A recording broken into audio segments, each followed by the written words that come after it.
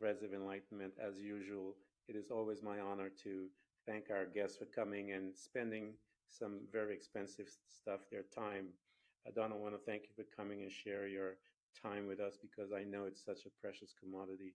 The other is your journey that housed who you are and created you today. And so we want to thank you and welcome you to this space so that you can educate us as to who we are through your journey so that we can become better human spirits while we're here on this planet. Welcome to Threads of Enlightenment. Thank you, Ken. It is a pleasure to be here.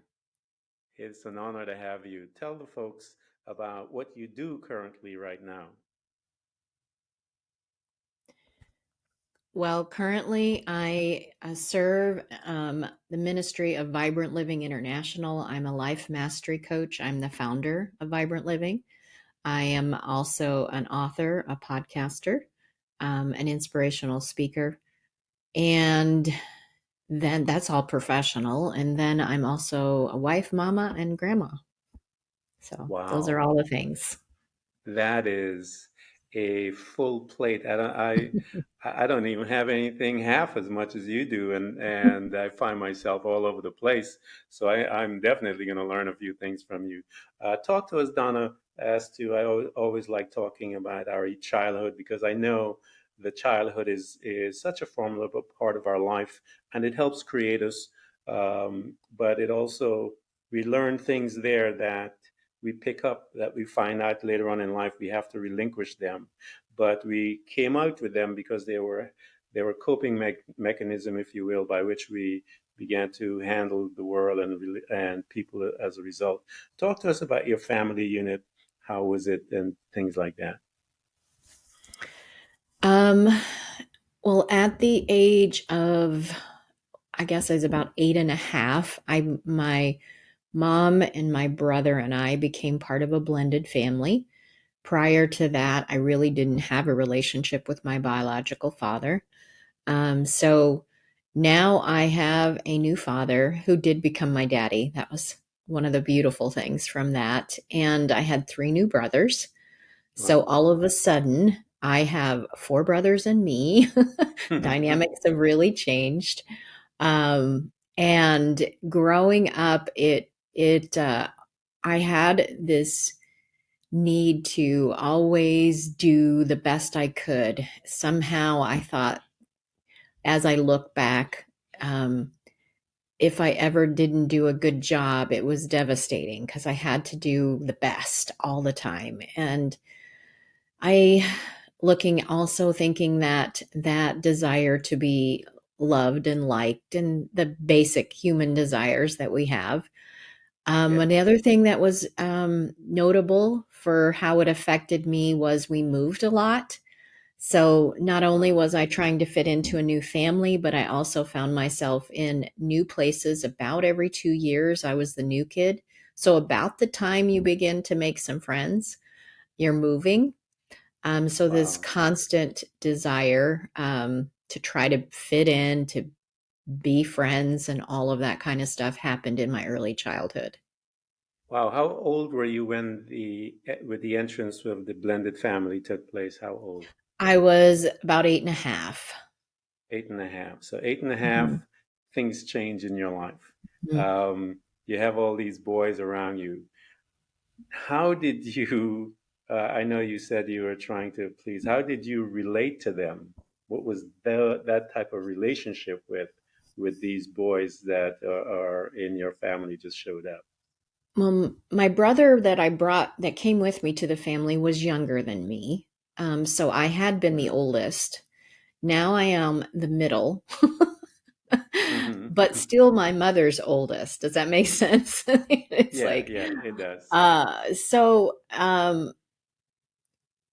relating, usually we got along pretty good. There was, of course, as I think in any brother sister relationship, a lot of teasing and Oh, yeah. that kind of thing. But I, I, I quickly let them know that nothing was. I would pick up snakes. We grew up in the country. I would do all the Hmm. things that they would think would scare a girl, and trying to so that that didn't happen.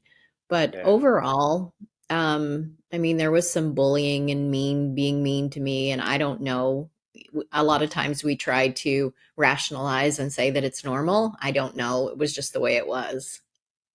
Yeah, I find that really fascinating with siblings. I think it's normal to some degree, but I don't know why it should be normal. I You agree. know, um, I don't know why it should be, but it is in especially men. We have this tendency of picking at things Yeah. when we see a weakness or a Hmm. perceived weakness. We will come at it relentlessly, day after day after day, and I find that very fascinating because I was actually looking at that recently and was questioning why is that, so it's very Yeah. interesting. So here you are, you're being teased, being normal, and it shouldn't be normal. And you are having a difficult time adjusting because of moving. I'm very familiar with that and what it does to your friends and so forth. Internally, what was it doing to you internally? Not being able to be stationary, not being able to make friends. Um, what was the conversation with yourself? I don't know exactly I know more what I was feeling, I suppose, than the actual conversation. Yeah. Um, there was, um, for those of you who've seen my picture, I have red hair. And so Mm, another thing of being something that stood out in school, I was probably the only redhead. So what mm, happens when you're the only of anything? In my junior high years, I was in a predominantly uh, Hispanic culture in my junior high, and I am very white all year round. It doesn't matter. And so, again, there was, always not fitting in, that feeling of yeah. trying to be accepted and um this is what was going on the inside. I am hiding and at the same time desperately wanting to be accepted. That's the best Wow, way I know how to describe how I felt. that's a tough combination to be that dichotomy within the individual that Yes. is pulling both sides and to be growing in your skin, if you will, with that powerful dichotomy as you're moving forward in your life and you're heading into um, you're looking at your future as to high school and I mean not high school, college and the outer ways as they say you're moving forward in your life. What do you remember that caused you to make the decision that you did in your life today? Do you remember that process um, that escorted you towards as you're moving towards college?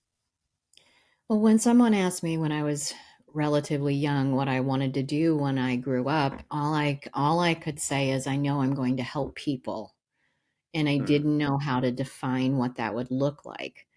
But I Yeah. had another major event that happened to me at the age of 14 before we go past that age group. And Yeah. someone that was close to the family hurt me. I became pregnant. So I am a Mm. mother at 15. Wow. So there was no college in the way that most people's life would have gone. When I'm 18, I have a 3-year old. By the time I'm Yeah. 18, I'm full time employed. I have my own place and my own car, and I have a 3-year old. No. So that was another huge moment of adding to the I don't fit in. I don't. But nobody my at 15 had a baby, and Yeah. in that time frame of my life or the world, it didn't matter why you would be expecting, it wasn't okay. Yeah. And so there was shame and hiding, embarrassment, lots of words of negative forecast for my life. Hmm. Yeah. All of those kind of things were, and all I ever wanted to do was go to the prom and the football games and all of that. And Yeah. none of that happened. And so learning how to become an adult at a very young age and trying to, so all of this is what's going on in that young woman's life. Wow, that was a traumatic incident. And even before, as you're moving through in your life, that dichotomy is causing trauma within yourself as well. Yeah. And then you had the difference with your look because of your hair, Mm-hmm. um, and being in that cultural um, exchange can be very traumatic as well, on top of being violated. Um, Yes. this young girl, and then you mentioned that at 18, she had her own place and so forth. Uh, that is an amazing accomplishment for a young woman that is so traumatized as she's moving through life, to be able to stand on her own, if you will, to some degree, is a major accomplishment for this young girl that is carrying so much. Um, and I know to ask the question, how did you feel about that? Is you were trying to survive and deal with Yeah. a child and looking at the needs of the child. Um, but let me see if you can recognize and remember as to that location, as to how did you feel to have your own place, being again this traumatized young woman. One of the reasons for my story that I am where I am today, going from I mean, you probably know what the stats are for somebody that that kind of story happens to compared to where I am today. And Yeah, the biggest difference that was for my story was my faith. I had a relationship at a young age with God. Now this is, remember guys, this is before the internet. This is before cell phones. There was, yeah. when you are isolated, you're not home with your phone. You are totally isolated. There are no social connections. There are no ways to call or touch base with people. So when I'm saying I was hidden away, we are talking about complete, other than my family, there was no one I saw. Wow. And so the only thing I had was God to talk to. And and I had this inner fortitude that I was going to prove everybody wrong, that this wasn't going to define me. And I Yeah, can only give that credit to God because I don't know where it came from. It was not what I was being told in my yeah, environment. So I'm that's the only credit I can give it to, is I was going to prove everybody wrong, and things began to fall into place. Shortly when I was 18, I met my future husband, um, and things began to move forward into where I am today. But I think that answers the question you had. Let me know if I yeah. I didn't. think, yeah, that's perfect. I don't think there's any other person to be with other than God to help you through Yes. those hard times. I mean, Right. He is your counselor, He is Yes. your guide, He is My your friend, strength. He is your strength, He's your Yes. provider, He's all in all. And to have that um, relationship with God, and as your and He dropped that, uh, as you said, that determination within you that it is not finished, and Jesus Right. said, "All things are possible to the one Absolutely. who believes." So the limitation then is based on the one who believes, and there's no limitation Yeah, in when I God met as my well. So husband, and he asked me about God and things like that. And I said, God has never failed me. And when Yeah. I'm 18 saying that, and with my story, it carried more weight than perhaps someone Oh else's yeah. story, but it it definitely it carried weight. yeah, I'm sure it kind of shook him as well, and Mm. where he had to um, show up, as they say, where he had to show up every day to make sure that you are able to, at least in your mind, present one that is stable and is able to stand and walk with him hand by hand. So here you are, you've met your husband, and Mhm. you brought this new person into your life. And how were you dealing with all of this? Did God did He started to pull out all of those erosive um, emotions, if you will, the Mhm. anger, the unforgiveness, the resentment, all of those things? Did He begin to bring them to your attention at that time in your life, or it was much later? No, I think I'd already started dealing with that at Yeah. that point. Because of my relationship with God, forgiveness as much as I could at that point had Mm-hmm. been done. When there's trauma, what God has shown me about trauma, because that's my one of the things I specialize in helping women through today, is Yeah. forgiveness when there's trauma is like an onion. And I forgive at the capacity that I have at the moment. I cry, as in peeling an onion, Mm-hmm. which is why the onion. And then I get a reprieve. It seems like, okay.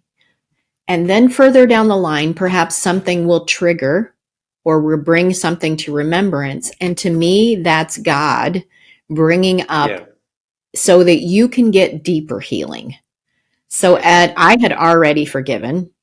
I had already um, released as much, but anger and bitterness and all of those kind of things as much as I could at 18. Yeah. I had also begun to go to college at night, working full Mm-hmm. time with a daughter, going to taking college classes at night. Wow. All of that was going on, but it did not touch my insecurities. Would Yeah. anybody really love me? Yeah. I knew God did, Yeah. but would anybody really love me? And were men trustworthy? Yeah. Would I had most women can say, we have had so many men tell us they love us, Yeah. but it wasn't love. Yeah. And so learning how, what is, I remember the first time it was eventful. My husband, future husband says, I love you. And my response is, usually that's a really big romantic moment. Mm-hmm. I love you. And the first time you say it, and it's just like this huge, you know, hearts and fireworks and all those kind of things and, Yeah. balloons and wonderfulness. When he said to me the first time, I love you, my response was, that's nice. Inside, I go, well, we'll see. And he said he felt like it was a lead balloon because I did not say it back. I Yeah. felt it, but was it safe yet? Yeah. And so all of this is what was going on. It wasn't that I had begun to deal with the past, but how Mm-hmm. it was the insecure woman Yeah. that I now am. And will he keep his word? Will Yeah. it last? I'm happy to say we've been married over 38 years. Wow. Um, Congratulations. but there was a lot of him understanding my story and loving me anyway. Yeah. And God was at the center of both of our relationships and both of us personally and together. So that is what I was more dealing with as that young girl. Wow. That's a powerful imagery that you gave, because I tell people I love your story because what you're describing, I tell people, a lot of people get married, and we know that when they get married, there's always many of them are getting divorced as well. But Hmm. when you come into a covenant, that's a totally different Yes, absolutely. lifestyle. And what you're describing is a covenant, and that is a beautiful thing because I think Absolutely. that is the gift that a man and a woman has to seek after when you're coming to someone is to come into a covenant, and that is a totally different mindset. I remember I was called to officiate a wedding, and I told everyone that was there. I said, "Welcome to the covenant day." Everyone looked at Hmm. me, and I changed all the words to let them know that they're here to look at a covenant. This is a little more serious than Hmm. just a marriage, and we ought to take it that way.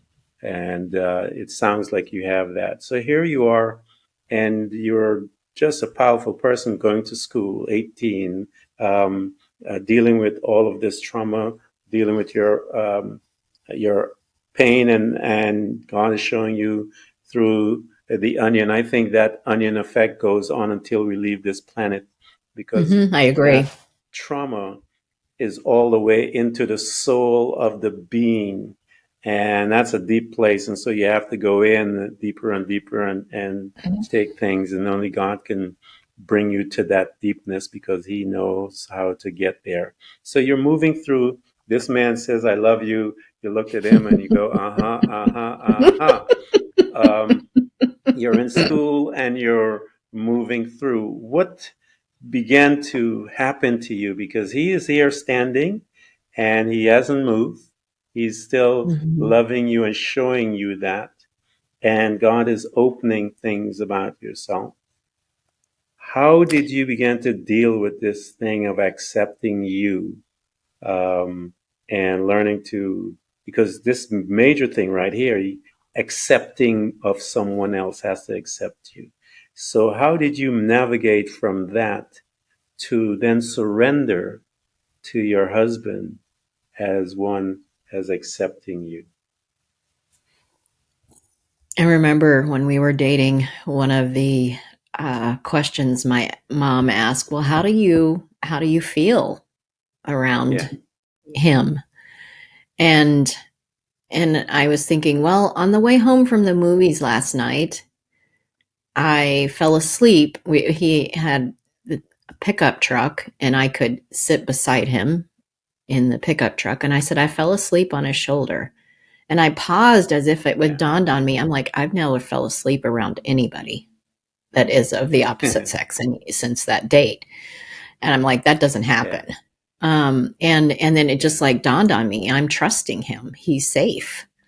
And so Yeah. that's the kind of thing that began as he just did what he said and proved his Mm-hmm. time. And so that began to happen. As far as accepting myself, um, the basic way that showed up is I call it overperformance. That performance Yeah. mentality that to perform performance equals my self worth. I Yeah. wasn't so much concerned about other people's opinion, but usually self esteem in the world system, not God's, equals Mm-hmm. other people's opinions. My performance equals what I'm worth.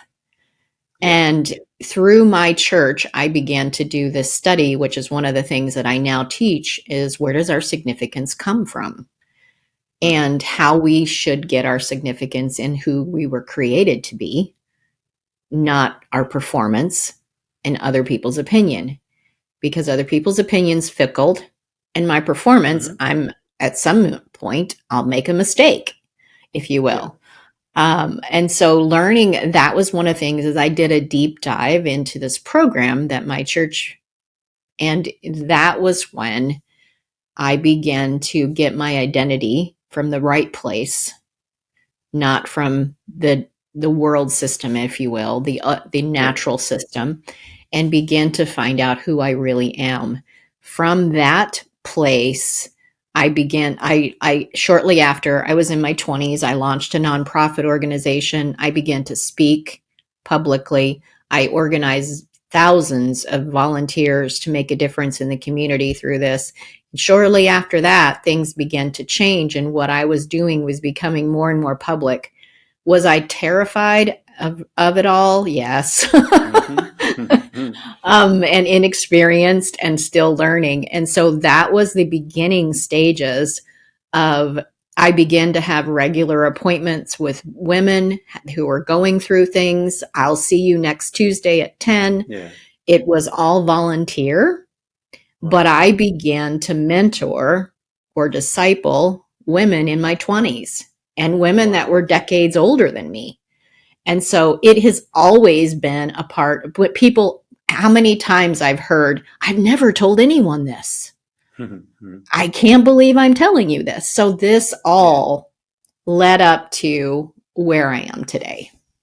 Let me ask you to dwell here for a minute because that is a very important topic that I think a lot of people don't talk about, but it's such a necessary conversation. And that topic is, where do we find our identity?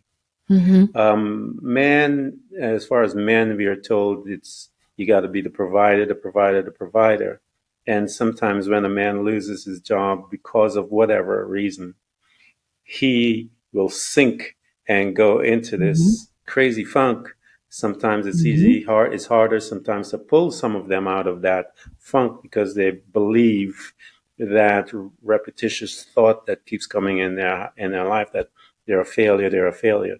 And then you have those that are some of the women, the professional women, and some of those that are home because of something happening with the children, they also are repeating, I'm a failure, I'm a Mm-hmm. failure. Mm-hmm. And this loss of identity is all over the place, and people are able to take advantage of someone who has low self esteem. They begin to Yes. infuse them with their beliefs and cause the individual to spin out of control and go all over the place. What did you, in your studies, Donna, what did you found out about one's identity? Where does one belong? We don't have enough time for that.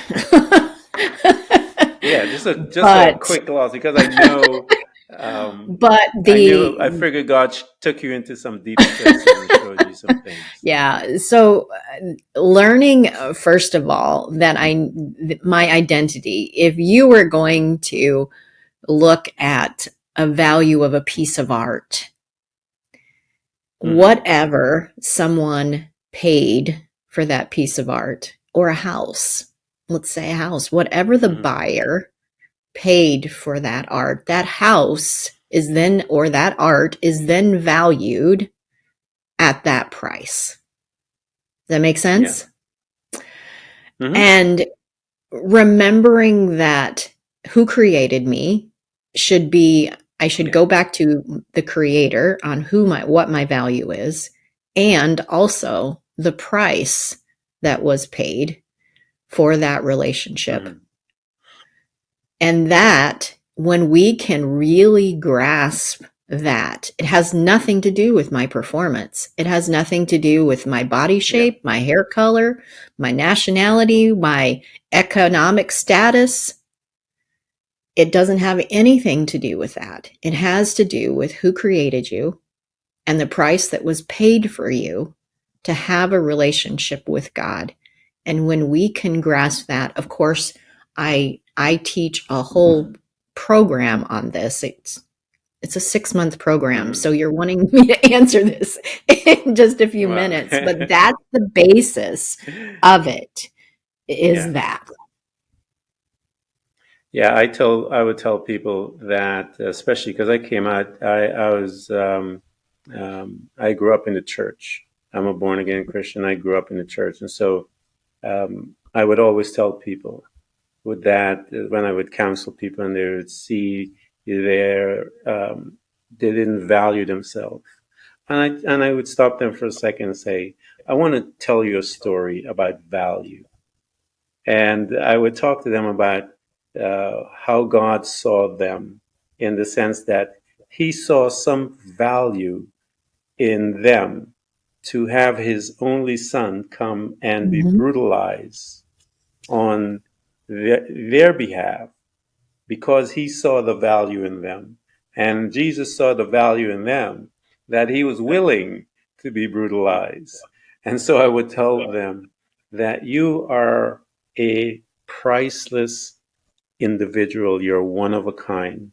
And then I would go into the fact that there are industries that are developed because of your uniqueness, your fingerprint, your retina, Hmm. your voice, all of those things makes you one of a kind. And that when you are gone, your fingerprint goes with you, your voice, your Yep. recognition. And so that makes you very, very valuable. And he saw that value in you and he wants to have a conversation with you. And so I always invite people to go to a place that knows the source and knows your value, and Yes. he'll teach you how to see it in you. So here uh, you are a mentor to all these women at a young age when Hmm. you are thinking about, um, but the Bible talks that wisdom doesn't, it has Yes. nothing to do with the number.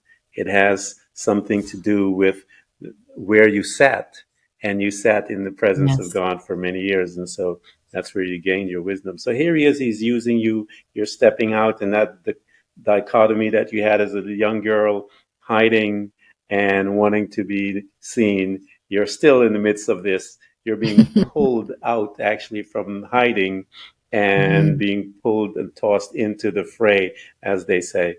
And you have to deal with this. How did you surrender, Donna? Because you got to surrender. You got to say, "All right, man, I'm over this. I can't do that anymore. You want me to do this? I'm going to go full time, or I'm going to go all the way Hmm. in, if you will." I think it was a continual, almost a daily thing. I don't think we surrender Yeah, one time and we're done. I think, I don't think so and either. and to take it, and I would have never thought that 20-year-old girl or 25-year-old girl would have never thought that she was being seen by video or audio around the world. That wasn't even Yeah, possible then. So there was no, no. So yeah. every time we grow, we just keep surrendering because we don't ever get rid of our fears completely. Oh Anytime no, we're doing and growing yeah, and there's a little bit unknown, there's a little bit of fear. But I like to change my fear it into shows up. excitement because I'm expecting good. Fear is I'm expecting bad. And so when I can change my fear into excitement, it causes me to continue to grow into new. I mean, you've heard the different platforms and things I'm doing and continue to grow and say, Yeah, what's next? And yeah. I think that's the key. God's told me some of what's next, and I've had to surrender. I'm like, okay, swallow hard, kind of thing, Yeah, and continue to grow. And so, going through all of that, I had two more children, raising children, and now being a grandmother. And Vibrant Living was born at the end of my 40s. So learning that the platform, because I wouldn't have believed I could do necessarily what I'm doing today, but I did it anyway because he said to. So yeah, learning to be able to, the gifts were in there. One of the things that's exciting is one of the most exciting things about life is yeah, discovering the gifts that are in you, yeah, is discovering what you're capable of because yeah, so many of us don't live to our fullest potential. We don't have yeah. the people supporting us. We don't have the people believing us. We don't know how. And so that's part of why I founded Vibrant Living is to give people the tools, the keys, how to unlock the gifts and things that are hidden in you so that you can really live, not just exist, not just, another day. When will the weekend come? But to love every single day. See, that's the you just tell everyone. You just told everyone what Threads of Enlightenment is all about. Um, I've been telling people since this podcast start that that day of visitation, it shows up in many different whether it's sickness, disease, whatever. That time is to get you to be slow down so that you can see and begin your journey. The perpetual investigator of the self, I call it, where you begin to ask, how did I get here? What happened? And all of these different things. And as you begin that journey, there's a couple of things that will always happen on that journey. You're going to find who you are. You're going to learn to love you. You're going to learn how to start accepting you. You're going to start learning all of those things. And as you're Hmm. walking through your journey, you will then begin to discover those gifts that are in you that have been sitting there for the longest time.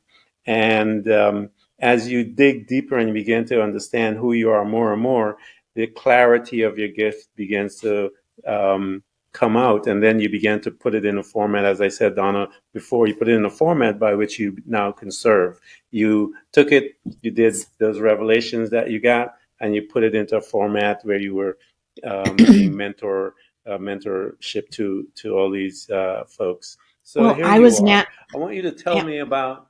Go ahead. Go ahead. I was just Go going to ahead. say I was naturally gifted at helping people with wisdom and helping them through their problems. But at the end, but when Vibrant Living was now, I went back to school to learn how to do. I've got a wall of certifications and coaching and other things now because I wanted to develop my gift even more. So just Yeah. because I noticed that I have a gift, now it's like, how can I improve? And that's going to continue. It's like, how can I do this Yeah. better? Always knowing who my source is, but how do I continue Hmm. to grow? I just wanted to mention that. Yeah, that is very important. You have to develop that gift, and it's just like anything else. You, as you develop it and use it and so forth, you get skillful.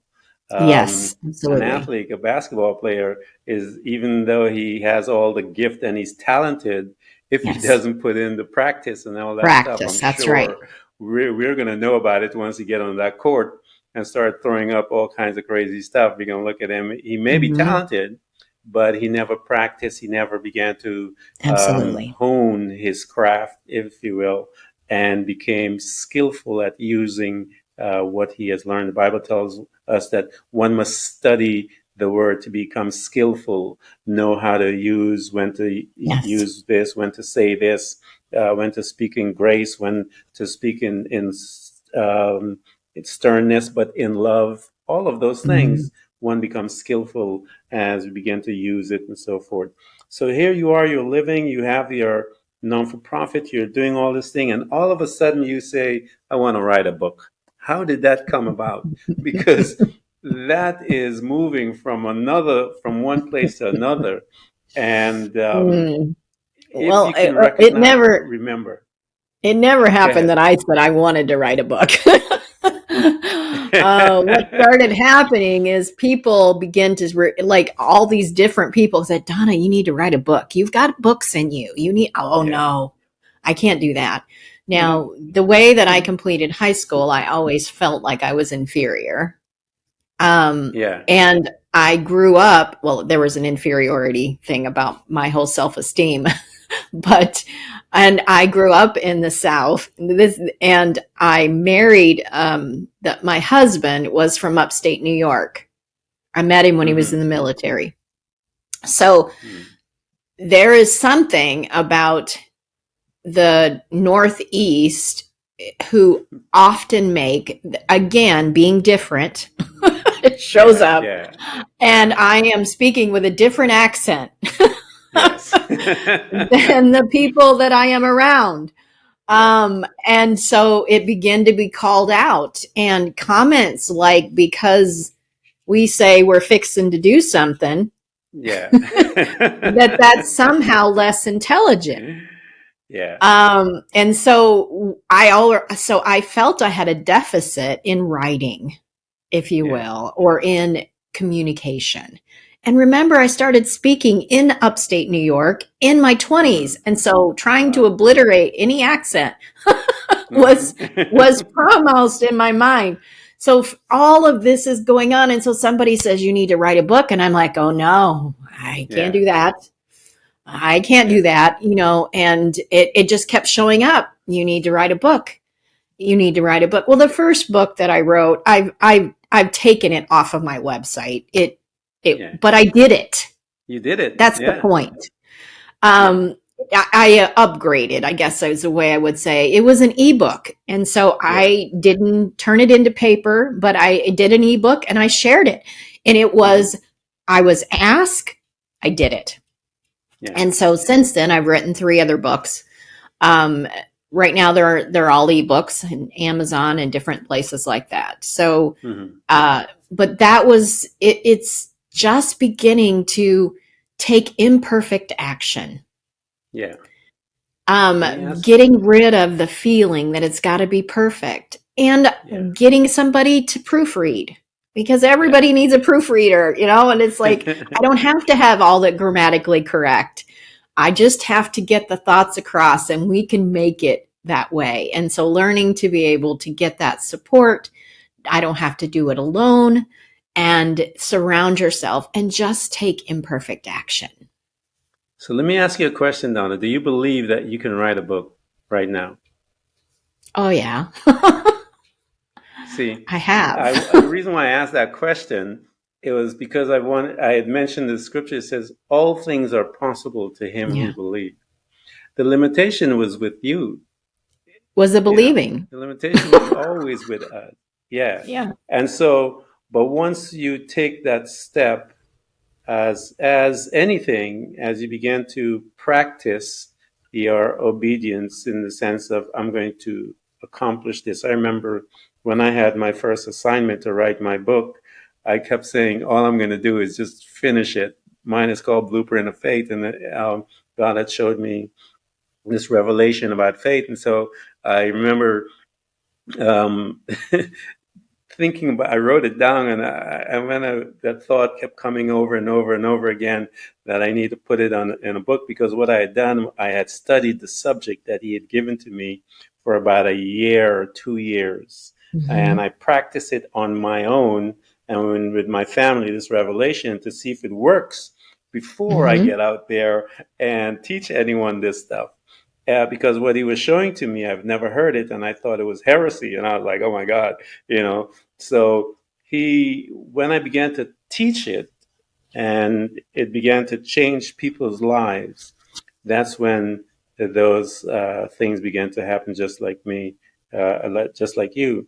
You need to put that in a book, and to make that jump, I remember had to get past that fearfulness. Hmm. And once you came past that fearfulness, there's always success. I tell people success it comes in many different ways. Success with Hmm. relationship, success with anything comes after you've walked through the fearfulness. And so it is, all of us have to go through that journey. I keep telling people, because again, my background is with Jesus. I was born again Christian in the church. And I Hmm. remember when he was in his garden, and he had to um, go to the cross. It was the next step, and he was sweating blood. He didn't want to do this stuff. He was like, I'm not sure about this, man, you know. And after many hours of agony, because I've never sweat blood in my life, but that must be a lot of agony. He made this statement: "Not my will, but Yeah. thy will be done." I am going to surrender from this space where I'm at, and I'm going to put my hand and my life in your hand. And I think I keep telling people the reason why he was fearful and didn't want to go through that was because he's never been separated from his father ever. That's right. From the beginning of time, they were together. And so he knew that at some point, and the Bible tells us that he became sin. He knew at some point his father had to turn away from him, because the Bible Yes. tells us he can't look on sin. And that's what I believe the agony was about I agree. in, in Yeah. that garden. It was about that separation. So those of you that are suffering from abandonment, I know someone who has been abandoned from a long relationship, and he's really, really good at healing that Absolutely. space that you have in your heart about being abandoned by whoever it is. I know someone, his name is Jesus, that is able to heal that thing really seriously, man, because he's been he's familiar with what that feels like to be abandoned. So here you are expanding, if you will. You are now an author, and Mhm. you are a mother, you are a wife, you are a speaker, public speaker, and you are in school, you graduated, you are studying all these things. I'm telling you, you're a power woman, man.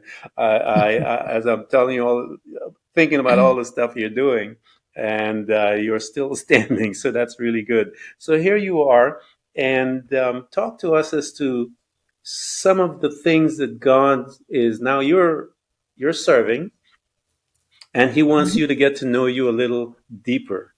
Talk about some of those things that He started to excavate out of you as you began to notice them in your life. What were they, and how did you move through them? Um, I think it's a continual process to learn how to let go of that abandonment feeling or rejection. And one of Yeah. the things that I learned is what rejection, if I was going to create a definition for rejection, rejection is somebody else's opinion. That's all it Yeah. is. Why do you think there's so many different kinds of music and cars and styles of houses and clothing and all of the things? Is because somebody had an opinion that that would be a good idea. And some of them were like, wow. Mm-hmm.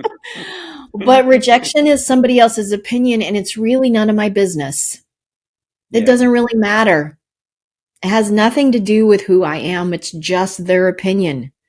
And when I can really begin to learn how to focus only on one opinion, if you Mm-hmm. will, and be who I was created to be, I can live extravagantly. Yeah. I can love extravagantly. I can Yes. serve extravagantly.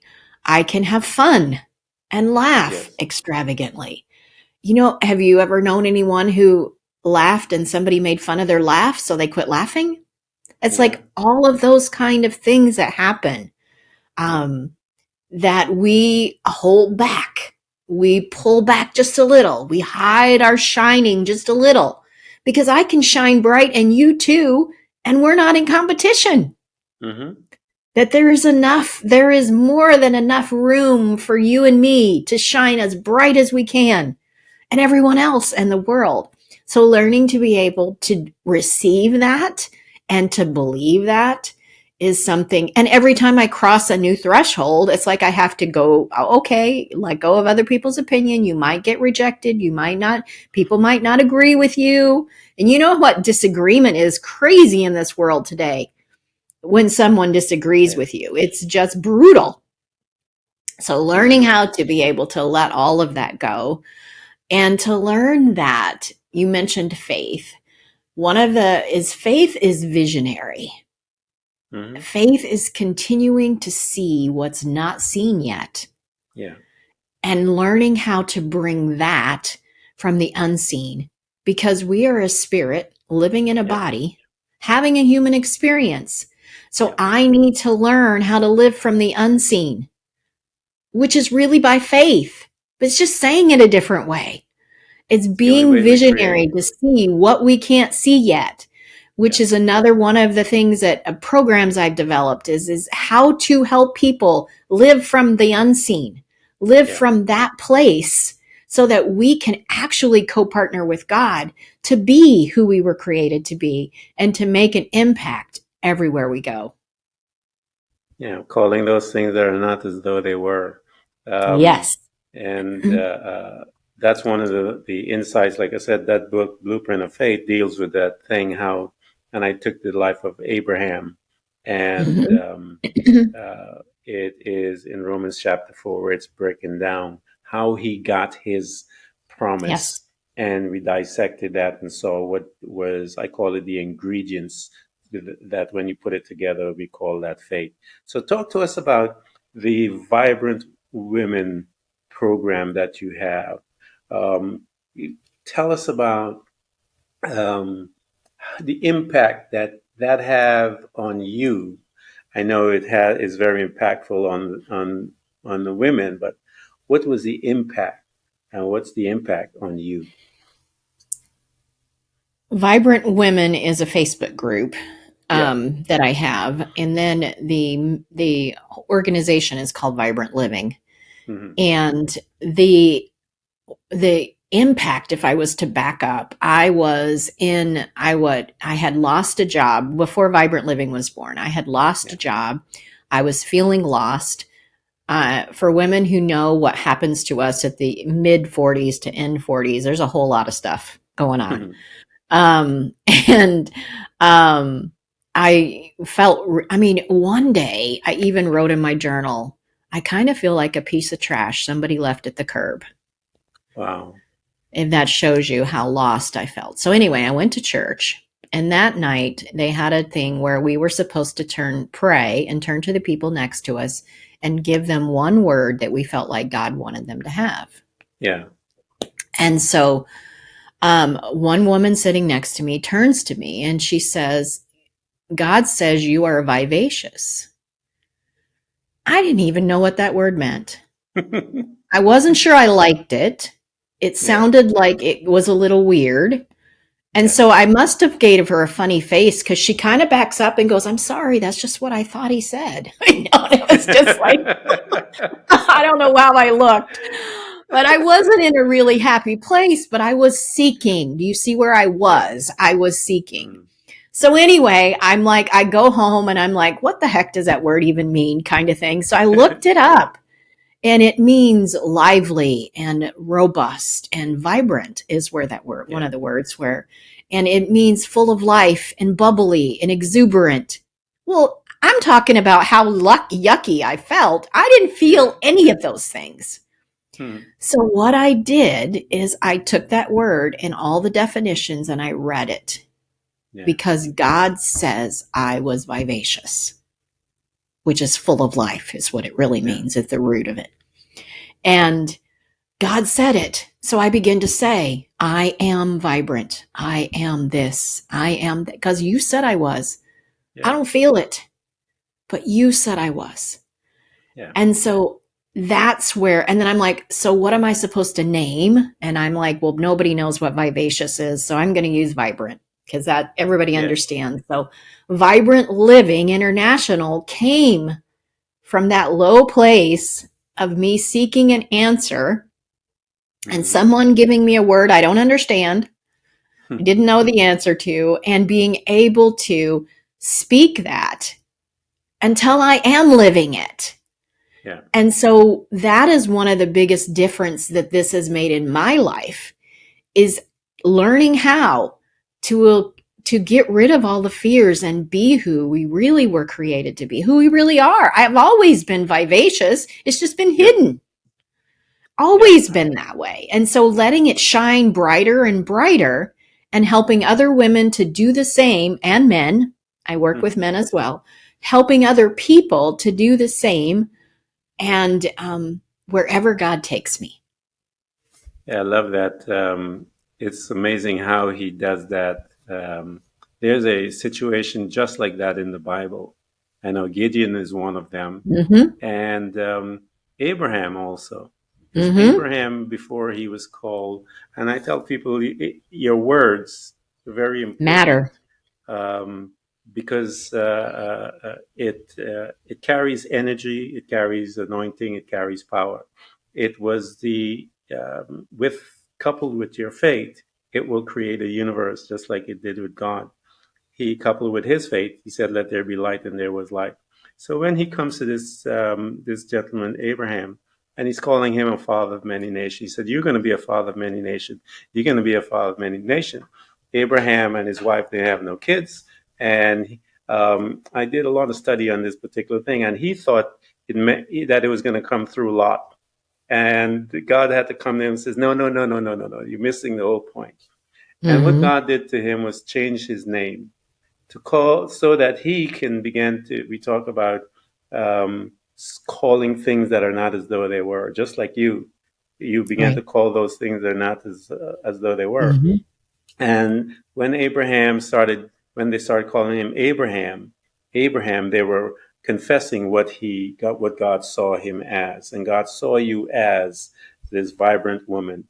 And so Mhm. God always comes and calls you the things that he sees you and knows that you are, even when you're in your dark places and you're looking at him going, what are you talking about? You're absolutely insane. So here you are. You had gotten this wonderful intervention, this very personal. Looking back, I know how personal that is because God came in Mhm. and interrupted your world, and until you began to study and see what it meant, it shifted your perspective.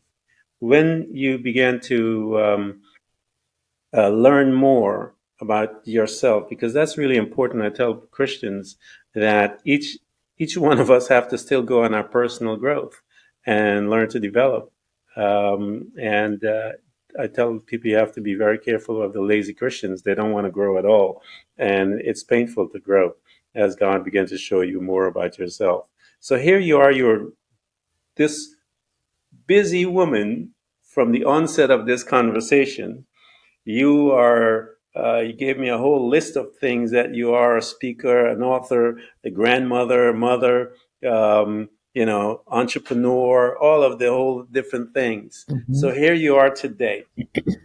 And I know I tell people that one of the things about people that are growing, their their life is going to change as they grow and find out more about themselves. So you are here today. You're all of this and much more. Talk to us about a person one of those young ladies that came into your space, Donna, that was spinning out of control. And you Mhm. began to talk to her and guide her and invite us into that space when they got it, if you will. And Yeah. from that conversation, they changed their life and the trajectory of their family. Bring us into one of those moments, if you will. Trying to decide which one to go with. One of the ones that comes to mind, um, this the program, usually the coaching program that God has given me, is called Turn Your Baggage into Luggage, so you can have the life you've Mm, always dreamed. And learning how to turn our baggage, if you get a visual of what that might look like, baggage in our life, into luggage. And so this yeah, particular woman joined this program very reluctantly.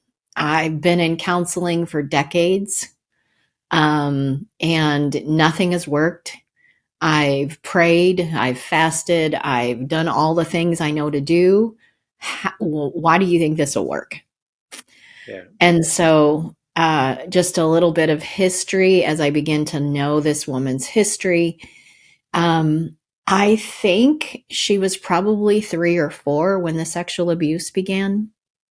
hmm, And she has memories of horrific things that continued. Um, she became overweight, which is a common symptom of sexual abuse. Women try to become unattractive. And so all of this is going on. This is all of her past. And her parents were both in heaven, but it's a possibility that both of them were somewhat complicit, as if they were aware of it. And so there was just a lot of nuances to this whole story. And I remember the program is 6 months, and she was about into the 3 month portion of the program. Now, remember, we're talking decades of counseling, and she's yeah, worked with me for 3 months. And she came and she said, Donna, I finally did what you recommended. And it was the primary part of helping her figure out how to forgive yeah, and what would work for her to forgive people who are probably no longer alive or people that sexually molested her as a child. And she's crying and she's like, I'm free from the first time in my life. I know I'm beginning to know who I am. And I've actually been able to let all of that go. I did never think it was possible, but the program that God has given you and you have changed my life. I'll never be the same. And so there are stories after stories of women with all kinds of it, not all sexual, different kinds of situations. It is Yeah. horrific what people do to people. Oh, yeah. And learning what forgiveness really is and what it isn't, and how to walk people through that is some big keys to the program. What does surrender even mean? I'm not going to surrender anything because people take advantage of me, right? And my walls are up and I'm fighting and all of the things, and trust. How do you do all of that? So I have been given this amazing program that in a very short period of time transforms people's lives. And then the next program is Life by Design, helping people to build what I was talking about, build their spiritual understanding, their spiritual um, intelligence is another way I like to word it, so that it's not just learning how I went to school every Sunday and I showed up, but how do I really know God? How do I Hmm. really work with God? Um, anyway, that's one story. That is a powerful story. Uh, Anyone that is listening to us and hear Donna's conversation and her journey and the trauma that she has been through and how she has walked out with her faith in God and learning about who she is, God teaching her about herself and creating all of these tools by which she can serve you. I know that God is the designer and He's a great designer. And these programs that she has, He designed it with you in mind, those that are listening to us. Mm-hmm. And He has designed it in order to be able to rescue you from your space that you're in. Every aspect that He does, and when He designs things, look at yourself, how beautiful you are. He designs beautiful things and He is mindful of it. And so He saw you in your pain and He had someone went through all of that so that they can be familiar with the roadblocks, those dark spaces that you Mm-hmm. think you're there by yourself. Donna has been there. She's familiar with the pain.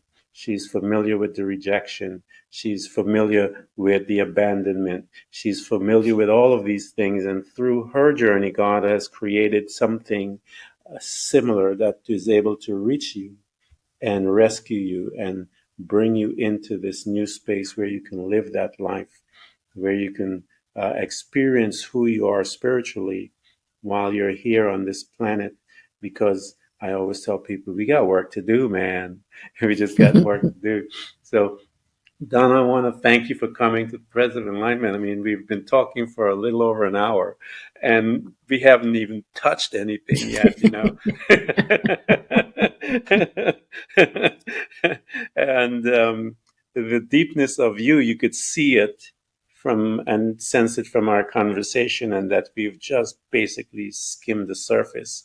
And those that are listening, I encourage you to purchase her books, and you know how I feel about authors because I'm one of those. Is that when you buy the author's book, the words are alive.